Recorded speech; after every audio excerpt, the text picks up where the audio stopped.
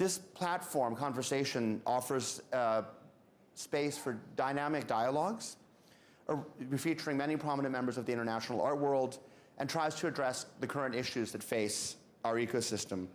We're happy this year in Basel to present 44 leading artists, gallerists, collectors, curators, museum directors, and critics, offering their unique perspectives across 12 panel discussions. Our talks cover an enormous range of topics, 3 of which include the role of collectors in the NFT field, what are the responsibilities in a changing art market, how we can continue the fruitful collaborations that were born during the pandemic. I think one of the really interesting, and rare upsides of the pandemic, and how with conflicts ranging across the world and quite close to us, of course, in Ukraine, we can ensure that culture and climate change remain on the agenda. The program has been spearheaded by my colleague, Emily Butler. Emily, are you here to take praise? There you are. Thank you, Emily. Who is not only the curator for Art Basel Conversations, but also is the guest curator at the wonderful Whitechapel Gallery in London. We're delighted, I should say I'm delighted, because I'll be a little taken, but to be joined today for the first talk by 2 extraordinary supporters of the local art scenes. My friend Füsun Eczacıbaşı, who I love, but I always mispronounce her last name. You will as well, who established SAHA in Istanbul. Really a great private initiative in a place where the public domain hasn't done the job that it could and that it does in other countries. And I think Füsun took a hard look at what was going on there and figured out a great solution, which has been going on for many years. Margaret Hoffman, wonderful philanthropist from a city, Dallas, which has a unique model. I remember I was talking to someone from Los Angeles who actually is a collector who's both in Los Angeles and Dallas. And I said, you come from 2 cities which are totally opposed to each other. And the collectors in Los Angeles are very competitive with each other. And Dallas has a collecting model which I think should be the archetype for other cities. And Marguerite is a big part of that. And I think, Dallas, the Dallas collectors, and maybe Margaret will talk about this later, the Dallas collectors and what they're doing now will make the DMA, the Dallas Museum of Art, one of the great institutions of the 21st and 22nd century. You'll explain more about that, but I think what's really important is that these are 2 people who really show up, not only for their own collections, but for the art scene in general. We look forward to hearing that in all more detail. It's wonderful that you could be here. If there are talks that you can't be here for, please be reassured that they will be live streamed and recorded, so you can catch up with everything in the comfort of your home after this crazy week. And on that note, I leave you to the panel. Thank you so much for joining us, and thank you so much for joining us. Thank you. Have a great panel. Thanks. Have a great week. Well, thank you everyone for tearing yourselves away from the fair to join us. We'll be talking for about 45 minutes, and then we are going to have about 15 minutes of questions. So if things occur to you, please save them up, and there will be an opportunity to speak to Füsun and Marguerite. The panel is about collecting, the future of collecting, how collectors can build ecosystems. And I'm very struck about how important collectors and patrons are becoming in that way. Obviously, collectors are very important for artists' careers. We're at an art fair, so we're very aware of that. And of course, they've also been very important in the history of building museums. I mean, I'm from London, and the British Museum collection, probably one of the most famous museums in the world, was started with the collection of one man, Hans Sloane in the 17th century. The National Gallery in London started with the collection of John Julius Angerstein, who was a very successful merchant in the 1800s. And obviously we're in Basel, and I think many of you are aware of the role that private patrons and collectors have played here, not least Ernst Beiler, who was of course a co-founder of this fair. As Mark said, I'm delighted to be joined by Füsun Eczacıbaşı and Marguerite, almost not bad, and by Marguerite Hoffman. Füsun is from Istanbul, Marguerite is from Dallas. They have very long philanthropic CVs. I don't think I'll be able to do them full justice here, but we will touch a bit on their interests that aren't just the art world.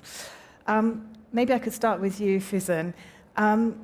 Your family are actually well known, I suppose, in Turkey in the art world because your husband's father started the Istanbul Modern Museum and also founded the Istanbul Foundation for Arts and Culture, which runs festivals and probably for us is of most interest because of the Istanbul Biennial, but performing arts, music, jazz, all kinds of things.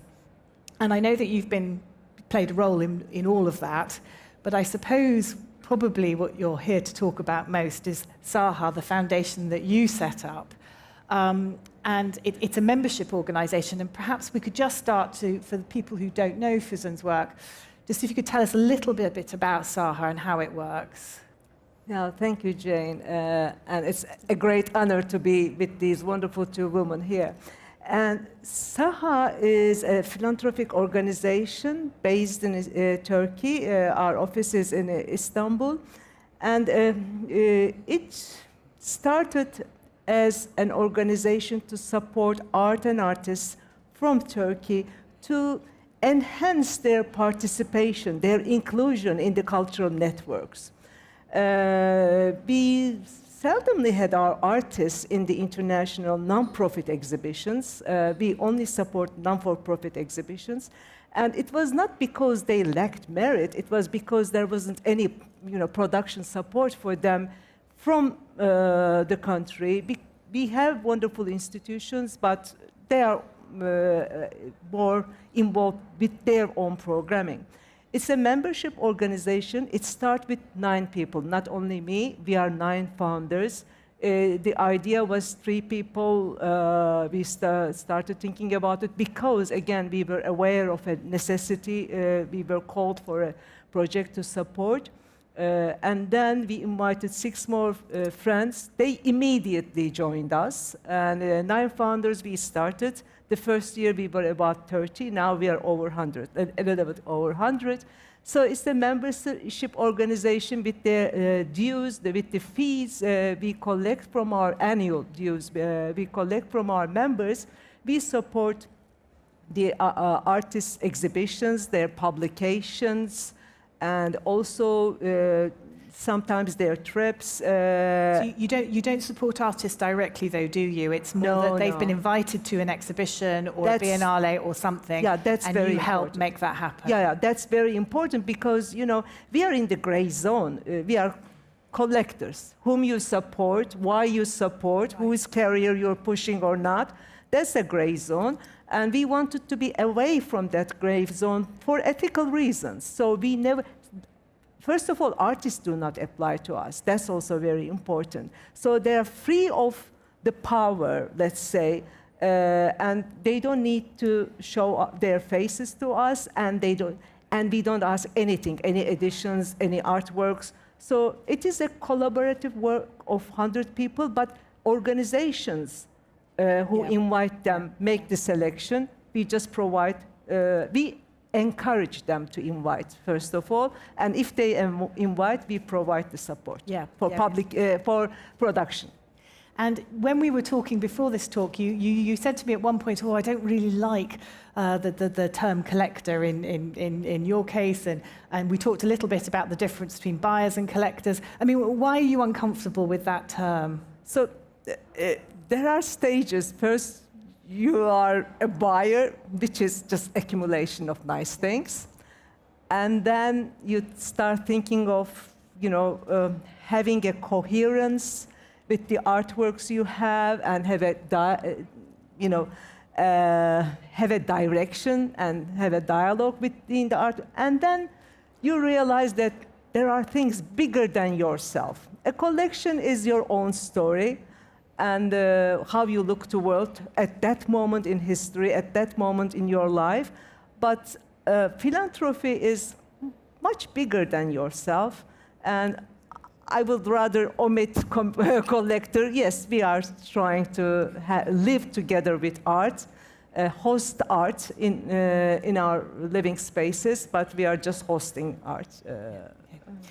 Marguerite, I think that I suppose I first came to hear of you, and I'm sure other people knew you before then. But I suppose I came to hear about you maybe 15, 17 or so years ago. Oh, Lord. When there was the announcement that well, I've been writing about the art world for a long time.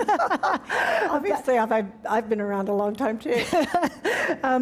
Because back, I think was it 2004, 2005, the announcement was made that you, your husband, who's sadly no longer with us, and 4 other collectors in Dallas had come together to make this extraordinary promise to the Dallas Museum of Art.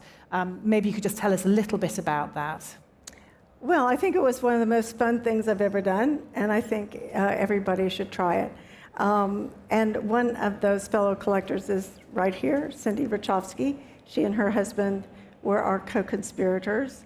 The decision to do it was something that was considered by me and Robert because we had a lot of pressure on us to raise $150 million for an endowment for the museum.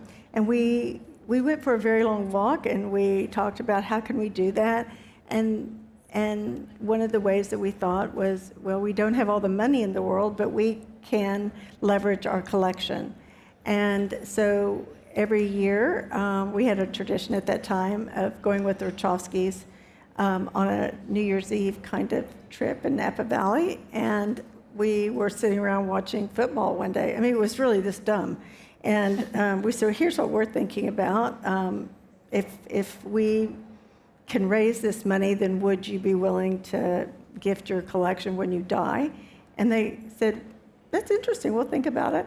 And literally we met an hour, 2 hours later, and they said, okay. And it was really that easy. Then Dee Dee Rose said, well, I want to join you. And then later I learned that another couple had actually also made that decision and made it a planned gift. So what I always say is, what makes this so easy is, sadly, we'll all be dead. And so we won't get to see the super collection that comes when all these collections come together with the very good contemporary collection that's already at the Dallas Museum of Art. Because I think one of the beauty parts is that the Ruchovskys collect with certain emphasis. Dee Dee Rose, if you go in her house once, you can always see what she collects. I mean, she's very personal. And I do something different. And so they complement one another. And I think we're all aware of what is present in the museum collection at present. And we try to work with them in our own ways, without pressure, to fill in some gaps that might exist or to amplify a story that they want to tell. But think about this, there could be 4 or 5 more curators before, I get hit by a bus, and they're all going to have their own point of view and bring their own things to the conversation. The one thing I'll leave you with that I do think is extraordinary about this is that, at least in my case, and I won't presume to talk for others, but the gift comes with no strings. So thinking about your ethical collector kind of conversation or prompt for this talk earlier, I used to work for the Dallas Museum of Art. I was a lowly staffer. And I would see what trustees would do, how they'd bind up museums with these very onerous conditions. Yeah. You have to put it on the wall, or it has to be in this part for 10 years, and then, you can't loan it out. You can't. And I thought, that's really not very helpful to the institution or the public they serve. So literally, if I kick the bucket, if you've put some strychnine in that or something and I fall over, the curators could choose not to take any of the works in the collection. They could not accession them and sell them all. And the only caveat is that funds have to go back into contemporary art or whatever is considered contemporary art, which is another discussion we can have sometime. Yeah, we will certainly be getting into the ethical side a little bit further on, but that sort of might answer one of my other questions, which was, does that mean there's a pressure on you now when you buy something? Are you sitting there thinking or looking at it thinking, is that museum quality, or are you kind of okay with that because they don't have to take it? I think that very much was on my mind, particularly, especially after my husband, who was my collecting partner, Robert, he died, sadly, in 2006. So there was a big hole, and I felt very, very sad for a long time. So we had talked about every purchase, and he was a big thinker and an interesting thinker, so we would sit in our little library and discuss everything, or we'd go to look at art in New York for a weekend, and then we'd sit and have a cocktail and say, okay, what were your top 5 and what were... It was fun. And so without him, I had to kind of figure out who I was on my own as a collector. And with this kind of spotlight of not only now being a widow and very much associated with this bequest, but that mantle, I thought, was oppressive is too strong a word, but it was certainly recognized. And I think that's when I took a little detour over into medieval manuscripts for a minute, where I could kind of recreate my own persona.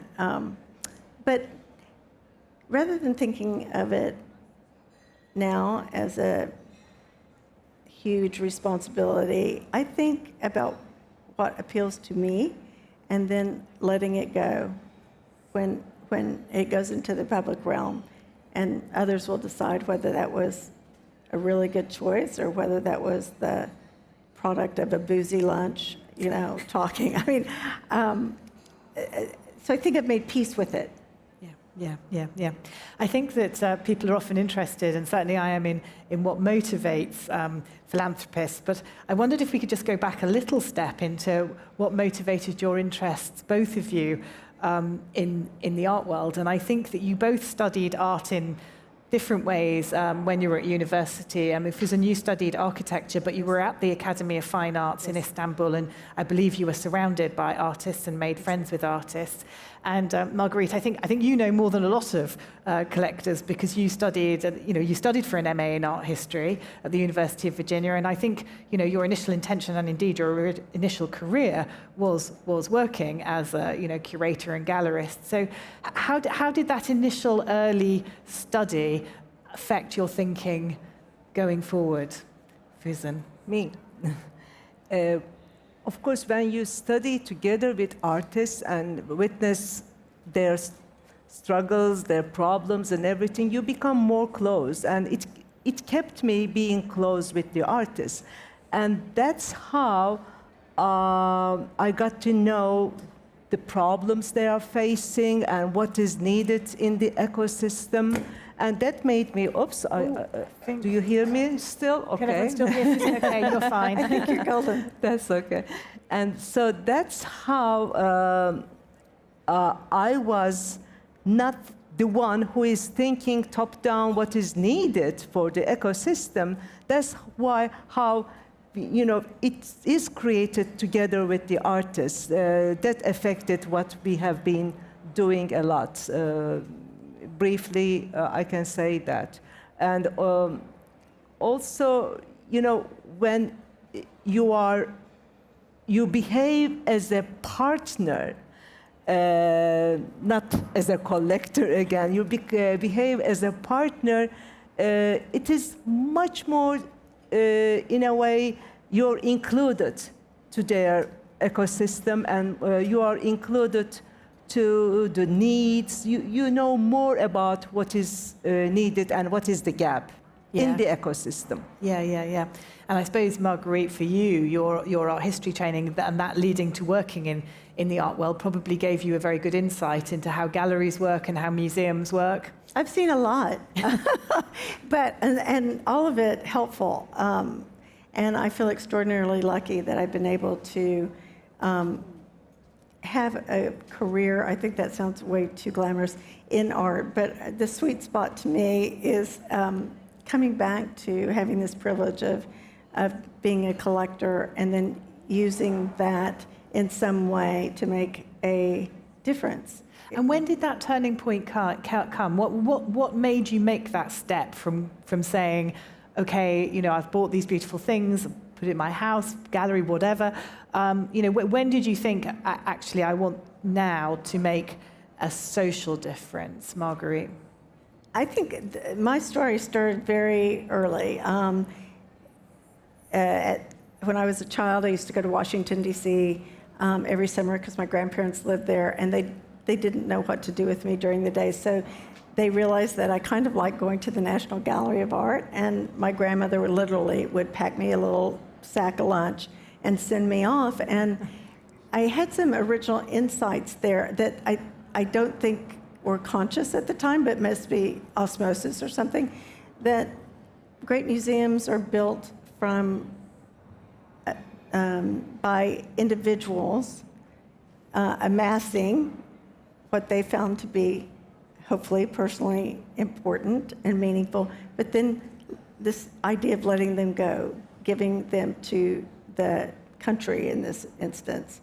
And that allowed for people to have access to these things that they weren't lucky enough to acquire, but that other people had made available to them. So I think this idea of access, I grew up in Oklahoma. We didn't have a lot of great museums. If anybody else is here from Oklahoma, I don't want to offend you. But it was a little bit better than the Dust Bowl age, but I'm not sure quite how much. And so going to a place where there was an embarrassment of riches and understanding how that had been assembled, I think made a big impact on me. So access is just something that's kind of not in a organized way like your family through art organizations that you've funded and started, but access maybe as a public servant. My grandfather was a congressman from Oklahoma for a very long time, and this idea of serving the public, giving back, putting your hand down to the next person in the ladder, those were all of the values that were kind of very important in our family. And so if you got to some place where you could reach your hand down, it was incumbent upon you. That was your social responsibility and your personal responsibility to do that. So some of you here that are my friends have heard me talk about myself as a hedonistic do-gooder, because I think that's the only way you can justify what we do as collectors, just to take it all in and live with it and, you know, enjoy it by yourself. Look, I love that. I do that. This is my dirty little secret. But the way that I balance that out is by trying to think, how is it going to be available now through loans or assistance to institutions, and then what greater impact can we make later? So I'm always straddling. Like, I've just been at the fair for 30 minutes. I've already found 5 things that... I'm sure the galleries will be very pleased to hear that. I would love to live with, because I think those things would teach me something. But you leave this place and you look at the news and you realize that, gosh, there's political concerns, places, people that we might need to be propping up. There's, you know, countries in great suffering. And so that balance, how we ask ourselves those questions and the answers that we choose to believe are good enough, that's what I struggle with every day. Füsun, when did by the way, I want to correct the terminology about being a collector, because it is practiced in different ways in different countries. In your country, you know, all museums are founded by collectors, and it is totally a different story in other parts of the world. So Yeah, thank you. No, I appreciate that. My reaction was, to that part, because there is no practice like that, because it's not encouraged by many ways. Yeah. Yes, there's no incentive for you. Yeah, exactly. All the members who are making annual donations to the organization, they don't have any tax benefit. It's total generosity of them. So it is practiced differently. That's why I wanted to make clear that I'm not against it. No, but I hope that philanthropists give because of what they feel inside and what they feel compelled to do, and that we're not all doing everything for a tax consideration, regardless of where we live. But it's a reality that we do benefit from it in the United States, and it makes it a little bit easier. Yeah. And you all play a great role in the United States. Füsun, when did you sort of make that mental switch yourself? Because I said you're working as an architect and interior designer, and you meet your husband. So when in all of this did you decide that you were going to start working more philanthropically as opposed to collecting art? It was along the way. I was raised as a socially responsible person, and there are many other causes that I believe and I work and I dedicate my time as well. But along the way, as I mentioned earlier, being aware of the problems and what is missing in the ecology and how we could, your collections are nothing, and it is uncomparable in the community. A part of your annual collection budget would make a big change if you make it a collaborative work. So it's not only one person. We saw that we cannot solve all problems by one or two, but if there is a body of collectors who are interested, why not inviting them to the same cause? Look, you just, it's the whole ecosystem. You cannot survive with your own walls. And we need to think about not only showing art, but how art is produced, in what conditions art is produced. It's not only because there was there was a tendency those days in Turkey. Everything was much nicer than today, and everyone was thinking. When are we talking about here? 11 years ago. 11 years ago. Everyone was thinking about building up a private collection, a private museum. Even if you have a small space with a private collection, you were called a museum. But, who is making those works and how they are producing it?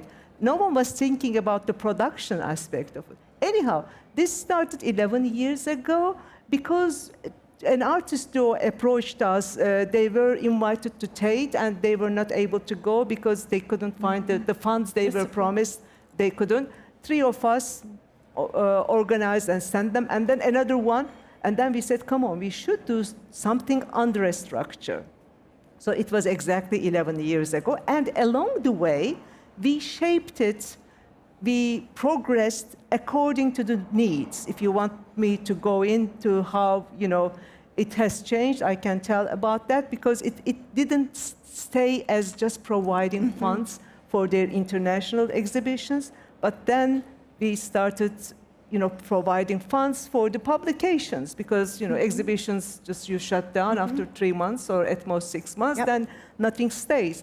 Publications, and then we realized that we need to have their, not education maybe, but their growth. So we started collaborations with like Rijksmuseum, the Rijksacademy. So in Istanbul, in Turkey, is there nothing that's equivalent to, say, the Arts Council in England? SAHA is the equivalent of Arts Council. So there is no public funding. That's really what I was about to ask you. So what is the situation in Turkey? There is zero public funding for contemporary art. Right. History, we are very proud of. There is more than enough. But for contemporary art, there are many reasons probably behind it, but we don't have any public support, so it's all private. So this is why private companies and foundations had to exist to create the contemporary museums and the Istanbul That's Biennial. how, for instance, this foundation my father-in-law started 50 years ago, exactly 50 years ago. He started asking for other industrialists to step in and start that foundation so that then they enhance the cultural and artistic environment otherwise it will be a dry country if you don't support those issues. Yeah, and the current political situation, has that made it more difficult for you, or are you managing to negotiate? Or is it not, it doesn't affect you? You know, if you just close your eyes and imagine where Turkey is in the geography, you know, where on the map Turkey is. You know, we are always saying that, oh, we are at the crossroads, but those crossroads brings you too many problems. You know, there are conflicts all around us. So, and politically, we are in the era, or everywhere, in the era of strong policies, strong opinions, and then that brings polarization. So, yes, the main challenge is auto-control, and to think twice. Art cannot thrive in controlled environments, of course, and artists by nature should be against the tide. But on the other hand, all the supporters are owners of companies, and there is a fragility over there to whom to support, what to support. But we made, it was not for this purpose. It was for the ethical reasons that we decided we are not the ones who is choosing the artworks. Let's say you are curating Venice or Sao Paulo.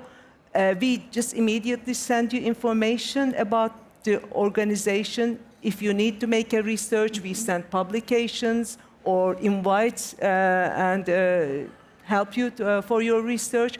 And then, if you select any artist, we are there to provide the production. And you develop the project together, we are out of it. We don't have any saying in that. In that case, this is it was for ethical reasons, but also politically, it turned out to be astute. Yeah, it is a protection, let's say. Yeah. Marguerite, what was Dallas like when you first arrived in Dallas in terms of art? A lot of parking lots, actually. I moved to Dallas kicking and screaming with the wrong husband in 1984. And I quickly saw it was going to be challenging on many fronts, personally and professionally. One of the people that was in charge of kind of introducing me to my new city, my new home, took me downtown and said, "This is our new arts district." And I kind of looked around, and the Dallas Museum of Art had just relocated to downtown, and it was beautiful, Edward Larrabee Barnes building. But literally, it was surrounded by asphalt parking lots. And one brave private developer going up over here. And I just thought, oh, where have I come? Where have I gone? And I kind of made a vow then that as long as I lived there, I was not going to I was going to do whatever I could to change the perception of Dallas. And because, one, I didn't want to live in a city that was bereft of cultural richness. And two, it wasn't good for the city in terms of recruiting talent for, say, the medical school. Or we needed to build up that layered, rich sense of culture. And so, again, Dallas is so great. It has a cadre of people that they collect art, but they also support the symphony, or they also support, and I'm sure this is true in most places, but here we really had to work hard. And we don't get a lot of city support. I was going to ask you, did you have a lot less state support we than, say, no we would be used support. to in Europe? You might get a grant from the NIH, but no support you can count on, really, on an annual basis. Even the little bit that the Dallas Museum of Art gets from the city, you never know. It depends on the budget, whether they have a surplus or not, whether you're going to get it. So everything has to be either earned or donated. But the good news is, if you come to Dallas, Texas right now, there is a beautiful arts district, and it's got 5 Pritzker winning architects that have produced buildings there, and they're growing the homegrown theater group and the homegrown orchestra and the art. So. And I think you're working, aren't you, on a new eco park all the way along the Trinity Thank you for River? asking about that. This is my new labor of love. We are working on a 220-acre urban park that will symbolically bring together the west and the east sides of the city, and those are really the economically disadvantaged and where the economic growth has historically been, and it's also been racially divided. Nobody ever talks about it, but it's there, and we're doing this through rewilding a river and bringing it back to its natural kind of stature. So I think what COVID really allowed people to see how important green space was, how important being in nature was, and we're using that as a lever to symbolically bring our city back together to address some questions that I don't think we've ever really fully addressed in public conversation. I mean, I think the environment is obviously creating this environment that brings people together is obviously a crucial part of that. But will there be any art in it, any public art in it, or is that a kind of... I'm sorry, I didn't miss that last part. Will there be any public art in the park, or is that lower down the list? I think it's lower down the list. We have to get the money to build the park, first of all, and we're halfway there. But, and we're trying to do a very careful protection of the neighborhoods that exist around the park, because we don't want to displace or create tax burdens on people that have lived there for generations. So there's a lot to it. It's very complex. But no, we're not getting any city money, and Dallas just does it all by digging into very generous pockets. And I'm proud of that tradition, but it would be great if we had some kind of a safety net. But I just don't think, particularly in Texas, that will ever be a part of our culture that we can depend on. Mm-hmm. It's kind of every man for themselves. But in that every man for himself or every woman for himself, what's... Oh, no, we don't have every woman for themselves. Okay, all right. No, not at all. Sorry, not to get political. But. But what I was interested in is that both of you, in your way, in the art projects, have really supported existing structures. You supported the Dallas Museum of Art. The way you're working effectively supports the Tate or the Venice Biennale or whoever needs help with production and travel costs and the like. Why did you decide to do that rather than, say, setting up your own private museums or private galleries? You were talking about the fact that there was a lot of people wanting to do that in Istanbul 10 years ago. There's a lot of people in America have indeed, I think about Miami, people have set up their own thing. How do you think people should make that decision between supporting what's already there or setting up their own thing? Perhaps Füsun first. Supporting already existing ones, I believe, is a great way to learn about the ecosystem. Throughout years, through Istanbul Biennial, through Tate, and also new museum, I joined the new museum Board Trustees as well. So it is another level. You learn more and you appreciate much more. For instance, for me today, criticizing a curator who curated a biennial is nearly impossible. I have been witnessing the last 6 Istanbul Biennial curators, because they stay with us, we have a curator residence, how much work they put into it, and just visiting the show for 2-3 hours and then criticizing is a no for me. It is, because you cannot get into the brains and everything. So that made me learn and understand. And then how we started SAHA, it is a byproduct of it. But then when you are together with 100 people, it has a magnifying effect, and it starts, being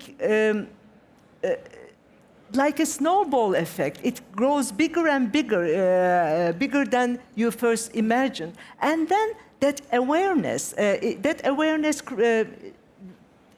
causes the sustainability. Now their children are becoming our young I can members. imagine it's got a long sustainable way. then, yeah. Otherwise, it would be just something about yourself, and in just 10, 20 years, that's gone. But it should be sustained, and so creating an awareness and also creating an organization owned by all stakeholders makes it sustainable. That's how I realized from my experiences. So Marguerite, what stopped you making the Marguerite Hoffman Museum of whatever? Oh, so many things.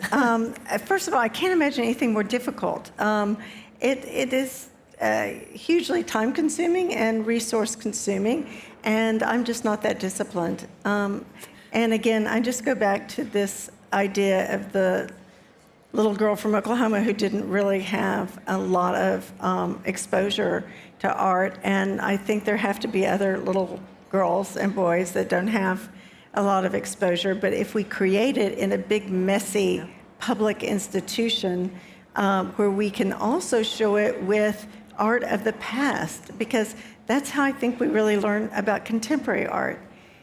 I believe that the artists that are working now that are the most profoundly interesting to me are well grounded in art history. They have looked. In Istanbul, you're surrounded by it, history. I mean, I envy that so much. We were the imperial city of four empires. Exactly. Roman, Byzantine, Latin, and Ottoman empires. Exactly. So there are many levels of history. That's true. We don't have that. So I think you have to put yourself in situations where you confront work that was done in other centuries and other cultures, and hopefully you get curious about that. And even formally, the way paintings are made, or the way tapestries are made, or the way, ceramics are made. There's a tradition there, and to be unaware of that, I think, is to miss a huge part of what being an art enthusiast is about. So, people ask me, what would you tell a young collector? My answer is always going to be the same. Study art history. Take a look around. I mean, kind of understand what went before. It's just like, how do you become a good human being? You don't just start, tabula rasa with, you're the first man or woman standing. You look at history and you see what's come before and what your place can be to advance the civilization. At least that sounds too grand, but that's kind of how I think. But true. We're on a continuum. We're getting to the point where we're going to take questions, so if anybody would like to start putting their hands up, but while you all think about that, I'll just ask a little bit about the relationship with museums, because I mentioned how important the relationship between collectors and museums is and is increasingly, but obviously there are also concerns that people over-influence museums. I mean, there's been a lot of discussion about people buying two works and giving one to a museum, or sometimes on acquisition committees, somebody being very sort of powerful. How do you think people should avoid that? How can museums avoid it? How can collectors avoid becoming that person? When we wanted to start this organization, we started talking to artists and asking their ideal model. What are their concerns? What should we refrain from? And one of them said, silence. I love that. I want to meet that person. And when he said that, we just really decided to shut up. Yeah. And it's not about Right. us and why casting a shadow on artists and art. When you support an exhibition, the banners of the supporter is much bigger, the company much bigger than the artist's name and everything. So do it silently. Real philanthropy does not shine or shout. So that's what we learned from the art community. Have you encountered any of these problems, Marguerite? Yes, that's why I'm no longer on the board of the Dallas Museum of Art. I was for 20 years, and you see everything. People that behave well, people that behave badly, and people that do things from the wrong motivation, so that, and actually they think they're being helpful, but it ends up hurting the institution. And I just didn't want to have that consternation in my life anymore, observing that. And I will also say, maybe I don't know the best way. So I don't want to be judgmental. The best thing for me was to step away from it, from a governance point of view, support all I can from a little bit of a distance, and then do my own thing as a collector, knowing that this will be accepted by an institution and can be, as I said earlier, totally embraced or rejected. So I'm trying to walk this balance. Yeah, and it must be tricky, because, I mean, we all have egos and we all like to influence things. I mean, who doesn't? I think we really all do, and I think we have to be aware of it within ourselves and govern ourselves accordingly. Do we have any questions for Füsun and Marguerite? I'm hoping to see a hand waving somewhere. Oh, somebody at the back. Hello. Hi. I lived in Texas, so I feel the pain on parking lots and asphalt. Definitely. Probably from Füsun's initial definition of a buyer. Right? I'm a buyer trying to turn into a collector, et cetera, et cetera. And probably for the both of you, but I'm looking at Marguerite as well. When you're too much of a hedonistic buyer, how do you find your collector voice? Because that's something I've kind of struggled with, where, you go in and you see wonderful pieces and you want to collect, and, after a point, it's not healthy. So, at what point, when do how do you find your voice as a collector, and how do you know when you can transition? Well, I remember very well having a museum director come in our house one time and say, "Ma, you have a lovely collection." And we had never thought that way. We had never thought we had a collection. We were like, what? We bought some things we loved that we wanted to live with. And I know that sounds like a lame answer, but I just continued to look and look and look. And then if you make mistakes, don't be afraid to jettison those mistakes, because you're going to grow and change as a person, and therefore your collection may grow and change. And I think just simple rules like try to wait 24 hours before you pull the trigger on something that's something I don't abide by, but I would suggest it to you. Because lots of things seem really interesting in the moment, but I would submit that on a substantial purchase, if you don't go wake up thinking about it the next morning, that maybe that's not part of your voice. I don't know if that answered your question. I'm sorry if I didn't, but... What do you think, Füsun? Because you talked a little bit about the idea of a collection being a story. Yes.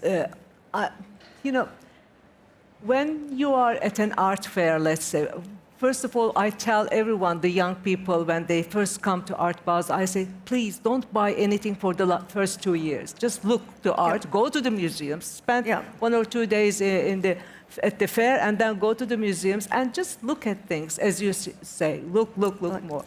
And then listening to others that what you should buy and why you should buy is a totally wrong story. It should be about your story. Why they're talking about the numbers, which museum that artist is going. You cannot create many stories. Just do it with your own instincts. Then it would be a reflection of yourself. It doesn't matter, you would make mistakes. One of them will gain really good value. Right. The other maybe not, but we are not doing it for the value of it. But if it is a reflection of oneself, how you react to the world, it is more interesting. The others are just checklists, that people tell you, you should look at this artist and that artist. Sometimes, for instance, in our case, we might have a very famous artist, but next to her or him, we would have a street artist no one knows about. Yeah. But they create a story, they have a dialogue together. And the works, I think, start to, as you just said, they start to have their own conversation. And so I think your voice may become apparent to you through the choices that you That's make. true. And you think, God, I have no idea why I was attracted to that, but something just pulls you. I believe so strongly in the power, the innate power of objects. And that's why I revere so much the people that create them. And different works may have more or less power depending on the context that we're in at any given moment. But I think intuition is key, like you said. And I think you can walk into someone's home and feel if a collection has been put together by somebody with their heart and their intuition, or it's been an intellectual exercise. And if you follow or market exercise. Yeah, market also. But there can be people that don't listen to the market necessarily, but they've taken some kind of an armature for their collection. I'm going to only collect artists that do this or that or this. I think you're cutting off so many interesting detours that you could find. So that's not the path for me. But like I said, no judgment zone. Just, you'll know. Yeah, there are many different ways, as you say, no judgments, but it becomes very obvious if it is done by your heart or by ears. Well, you hope you're not being stupid. There has to be. And this is where it gets gummy, because if collecting is one of your, not full-time, but close, very, it takes up a lot of time and space in your life and a lot of your resources, you have to bring some intelligence to it. You can't, for me, I know, for instance, if my banker calls me and says, wow, we were so happy that the whatever collection did well at auction, I think, oh gosh, this is a financial consideration. If people are your bankers watching to see how the auction goes. So you can't be foolish about the market side of it. Be educated about it, but don't let it rule your thinking or your choices. The question over there, and then one here at the front. Yes, I wonder if I could ask you about the nature of museum quality art. I would argue that perhaps 99% of the art that people buy would not be museum quality. If we look, obviously we're in an elitist situation here where it's Art Basel, where everything is classified as museum quality. Could you tell me, both of you, how much art you have bought which perhaps didn't turn out to be of museum quality? Well, I'll find out, won't I? I mean, somebody will send me a telegram. I think that question is a very interesting one, because I think there's a lot of conversation right now about challenging what should be included in museums. I'd say the definition of museum quality is really shifting, isn't it? Right. So what side do you want to take on that? I had this conversation last night at dinner. I said, where does quality come in to the conversation? Like, if you were asked to go into a room where, take any artist that is well known and going for $1 gazillion now, and you had the choice, first choice of any work in the show, that's when I think we test ourselves as collectors, and I wouldn't label myself this way, but perhaps connoisseurs. That's where your eye gets trained, I think, in being able to discern what's the best picture here, or what's the best. And best may be quality like you're talking about, or it could be just best for me. I think this is a very sticky subject right now. And it depends which way you want to wrestle this to the ground. But I do believe in quality. I believe quality wins out over time. But I also think we need to open a lot of doors that weren't open before to think about things that should be included in that conversation about quality. Does that make sense? What do you think, Füsun? I don't know the numbers, and probably our kids will know after we leave this world. But we don't care because, you know, power, their message is much more important. The power of the artwork that I see in front of me is much more important. And as you say, in an exhibition, in a museum, if it's a solo show, it's a totally different story. But if it is a, you know, a group show, then an artwork which, again, like in our collections, an artwork might make more sense than an artwork that is valued. And throughout history, we have seen so many examples that an artwork was just neglected, and a few decades later, it was appreciated.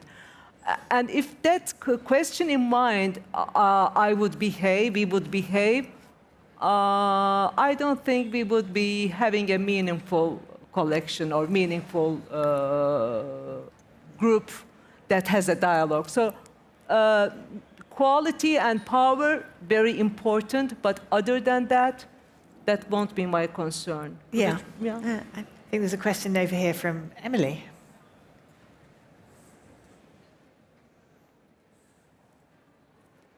Thank you. I've been following the Facebook Live feeds that are all very positive, and thank you very much for all your comments, and congratulations to SAHA for all its wonderful support of Turkish culture and across the globe. There is one question that's come through from a live viewer, which is, do you commission art? And this is for both of you. Yeah, you go ahead. I will. I don't very often. I've only commissioned two things in my career.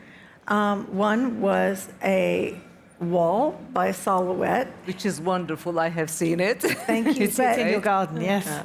It was commissioned to perform a function, actually, and I realized that if I could get an artist to do it, my husband would give me a bigger budget. I mean, it was really,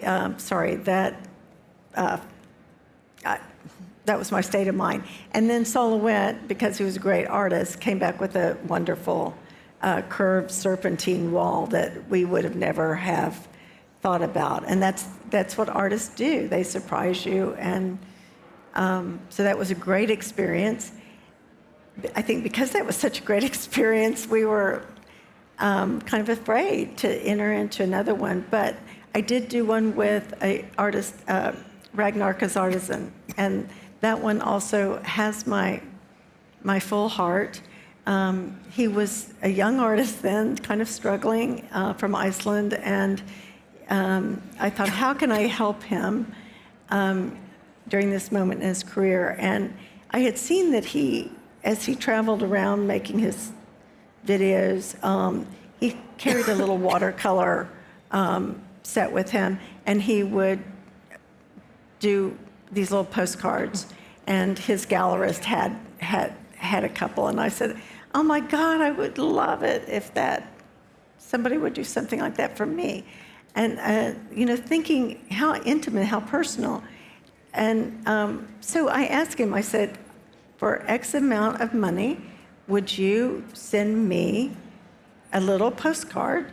And you can, for 1 year, and you can send one, it's up to you. So it really put the squeeze to him on how ethical, not ethical, but just how he had to figure out what the contract was. He could do one, he could do 365, or I guess he could have chosen to do more than that.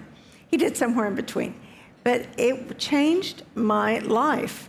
The way I opened the mail, because when I open the mail, usually it's a bill, or it's somebody asking for money, or it's a political something.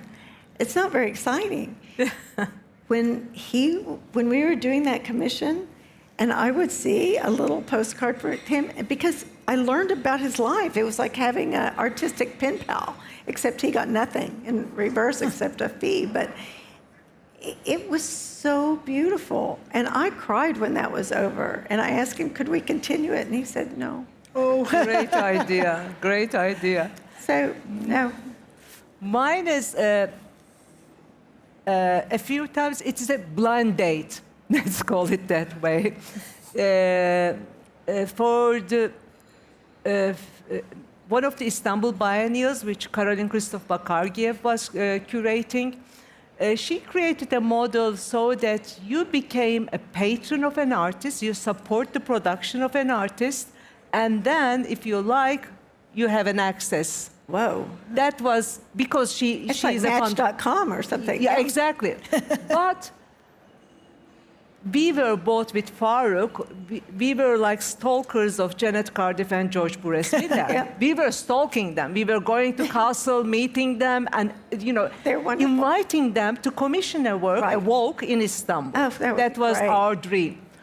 And they never had that time, and the works we always saw were museum-sized works. And I said, Carol, if you are going to invite them, we are here to support. Yeah. And it was a blind date, and in the end, we have a wonderful work by them. It was not commissioning for a specific location, a blind date, but we are very happy. But sometimes an artwork that you want to host, it needs an intervention, a site-specific intervention, those kind of things you work with the artist. Yeah, or I think to know the person that is commissioning, so that there's something personal or about either the site or the patron, but I find too many things that are already made. Yeah, that's right. Yeah. And I think we're coming to the end of our time. So I just wondered, you both work with fellow collectors. You said that you often asked about advice about collecting, but what about philanthropy? If somebody is thinking of making this step and becoming more engaged, civically or socially engaged, what advice would you give them, Marguerite? Well, I was talking with Cindy about this on the train coming over from Zurich today, and I think my answer is that I hope people live their life in a congruent way. And so what I'm trying to say is you're not one person in the art world and another person in your social life. So if your goal is to be a giving person and to participate in the world in a meaningful way, I think that de facto includes philanthropy. And philanthropy can take a lot of different faces, as we've just discussed. And sometimes it's seen and sometimes it's not seen.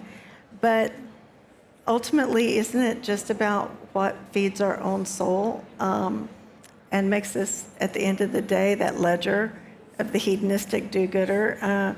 Did we do a good job that day with the balance sheet? That's what I say. I often say to people, show me your calendar and show me your checkbook, and I'll tell you exactly who you are. And so that's a little bit too precise, but I think it gives you a sense. Yeah. How people use their time, how people use their resources, and I think more people should try philanthropy because it makes you feel really, really good.